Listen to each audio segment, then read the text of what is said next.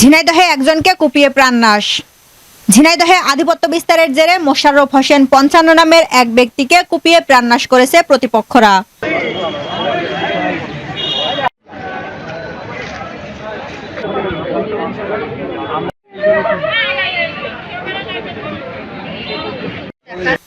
আজ বুধবার দুপুরে সদর উপজেলার দিঘিরপাড় গ্রামে তার বাড়ি ঢুকে প্রাণনাশ করা হয়।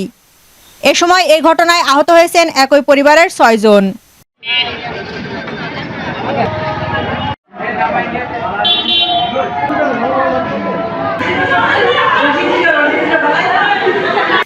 মোশাররফ হোসেন একই গ্রামের শমসের মোল্লার ছেলে। আহতরা হলেন আনিসুর রহমান, মতিয়ার রহমান, মিজানুর রহমান, মোহাম্মদ আলী, জাহাঙ্গীর হোসেন ও নাহিদ। তাদের উদ্ধার করে ঝিনাইদহ সদর হাসপাতালে ভর্তি করা হয়েছে।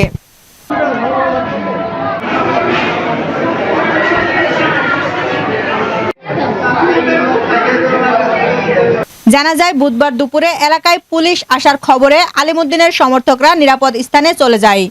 কিন্তু সুযোগ বুঝে আহমদ আলীর সমর্থকরা প্রতিপক্ষ আলিমুদ্দিন গ্রুপের সদস্য মোশাররফ হোসেন মোল্লার বাড়িতে ঢুকে এলোপাথাড়ি কুপিয়ে ৭ জনকে গুরুতর জখম করে।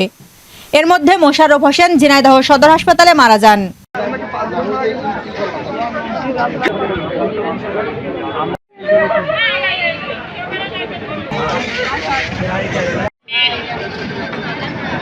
এ ঘটনায় খবর পেয়ে ঝিনাইদহ জেলা বিএনপির সভাপতি advocate M A Majid Dighirpar গ্রাম পরিদর্শন করেছেন। বিষয়টি নিয়ে ঝিনাইদহের অতিরিক্ত পুলিশ সুপার ইমরান জাকারিয়া বলেন, সামাজিক দ্বন্দ্বের কারণে এই প্রাণনাশের ঘটনা ঘটেছে। এলাকায় পুলিশ মোতায়েন করা হয়েছে। তিনি বলেন, প্রাণনাশের সঙ্গে যারা জড়িত তাদের চিহ্নিত করে গ্রেপ্তারের অভিযান চলছে।